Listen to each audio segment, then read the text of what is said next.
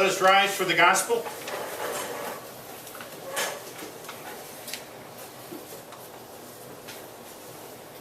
Holy Gospel according to Mark.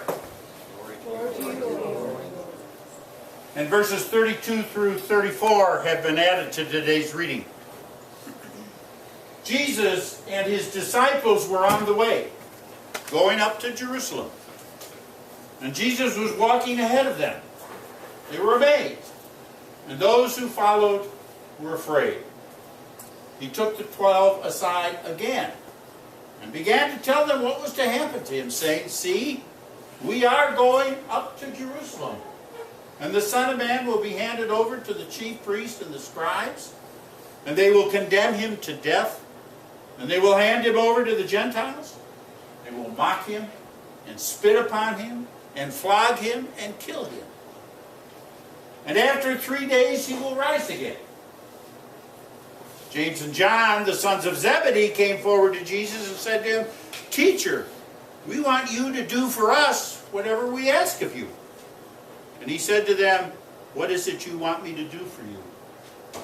And they said to him, "Grant us to sit, one at your right hand and one at your left in your glory." But Jesus said to them, "You do not know what you are asking.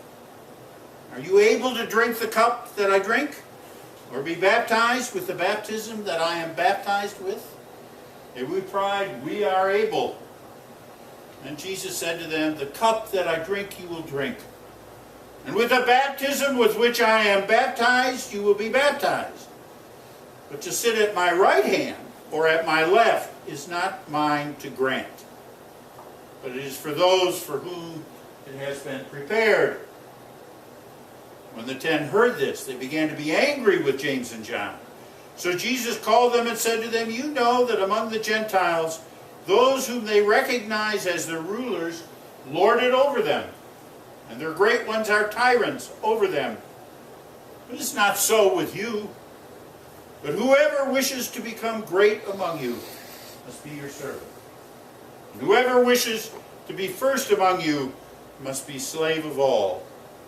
For the Son of Man came not to be served, but to serve, and to give his life a ransom for many." This is the gospel of our Lord. Praise you, Christ. Please be seated.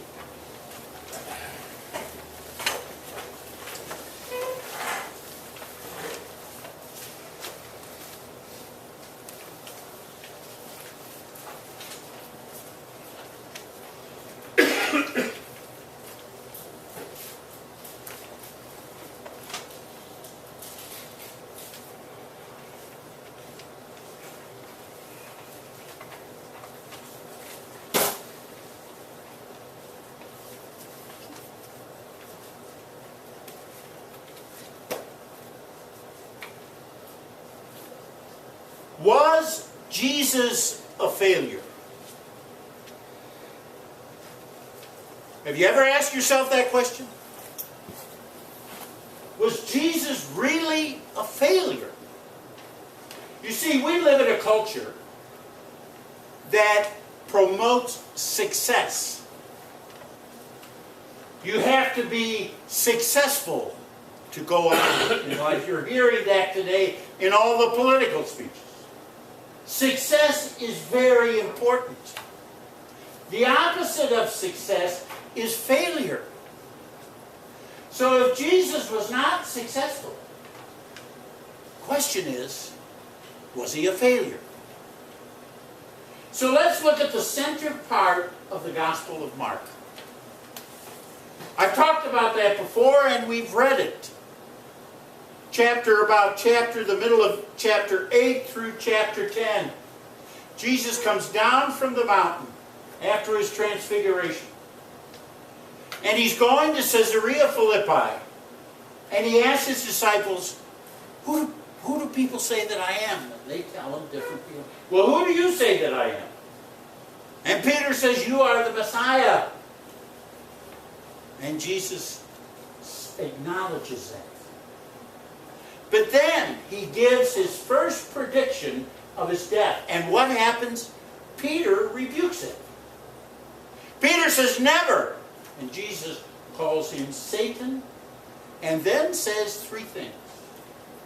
Lose your life for my sake, pick up your cross and follow me, and die to self and you will live. 2 more times he predicts his death on this way to Jerusalem. The second time he's in Capernaum, and he tells them. And what do the disciples end up doing? They argue among themselves, who's the greatest? And now today, and it was not in our text, but I think it's an integral part of what the text has to say. Jesus tells them again he's going to die. And this is the most descriptive. They'll spit on me, they will flog me, and they will kill me. And what happens? James and John come up to him and say, can we sit on your left and your right when you get into your kingdom? Was Jesus a failure? Couldn't he get across to these guys what it was really all about?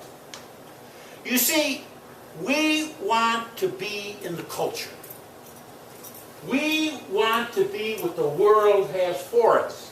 And they have been trained all their lives that the Messiah was going to come as a worldly Messiah, and they couldn't get it past them that Jesus had something else in mind.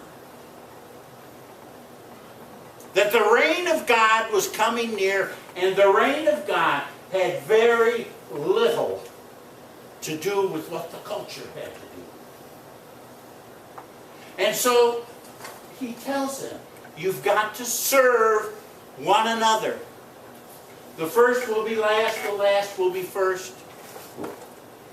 And he tells them that he has to die as a ransom for many. And the other part of that whole theme through there, which we talked about before, is that we've got to be like little children. That although we might be rebellious at times, we might challenge at times, we must be trusting and believing and give strength to God, who is our parent. The 2 texts I selected today, Ruth and Esther.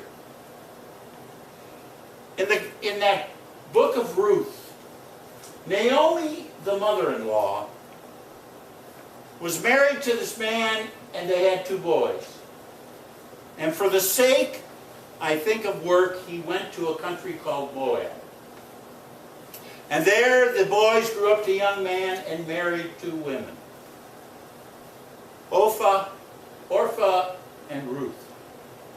And the 2 men died. No children. Now a woman's role, major role at that time, was to produce an heir, a son, who would carry on the name of the family. And so Naomi, sensitive to that, says to the 2 women, go back, find yourselves husbands, and live. And Ruth says, no, she's going to serve Naomi. Your God will be my God. Wherever you go, I will go. And the result?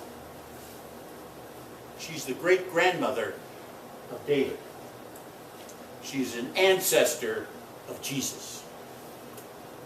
In the story of Esther, the king of Babylon, these are where they were in exile, the king of Babylon gets rid of his queen. He wants a new queen, and he goes and says, look through all the country and find the most beautiful women you can find. And Esther wins the beauty pageant. She becomes the queen. But there's a kind of a rule there. The queen does not talk to the king unless he says so. She doesn't even come into the chamber where the king is unless he bids her to come in. Well, he has a right-hand man called Haman, who goes into conflict with Mordecai, who is Esther's uncle. And because Haman gets ticked off at Mordecai, he convinces the king to kill all the Jews. And Mordecai says to Esther, you're the only one who can save us. And so she takes a risk and goes into the king to talk to him without being asked. And that's why she says in the text, if I perish, I perish. She did not place herself first. She was not concerned about being successful. She was concerned about serving. And that's what Christ is asking us to do. Was Jesus successful? Think about it. What happened when he got to Jerusalem? One betrayed him, one denied him, and the other 10 ran like him. He was left alone, hanging on that cross. And even when he rose to death, the most people that are reported that he saw because they believed was 200 to 500 people. There are mega churches today that are bigger than that. Was he successful?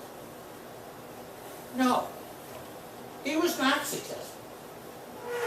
In the eyes of the world, he was a failure because he couldn't deliver. But what he was faithful. God does not ask us to be successful. God asks us to be faithful. And Jesus was faithful. He did the will of God. He did what God was asking him to do. And he was serving us. Now, there's about 5 questions or issues that face every congregation that has ever existed. One of them says, are we effective? And the way we answer it from the culture's point of view is, are we developing fellowship? Are we connecting with one another? Jesus asks, are we making disciples? That's what he said in the Great Commission. Go and make disciples of all nations. Change.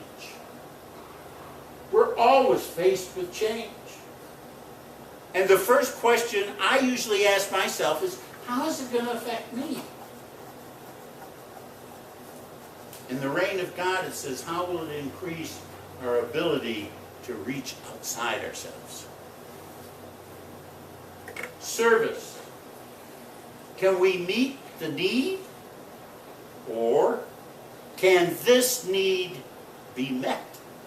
There's a whole different question. Leadership. When we look about leadership, and yes, we say, in this community of faith, we're kind of homogeneous. There is no hierarchy. But what do? Are we here to manage? Or are we here to transform? And our concerns. When we're concerned, is our question, what are our needs? Or is the question, what are the needs of the culture, and respond? Because that's what Jesus is asking us to do.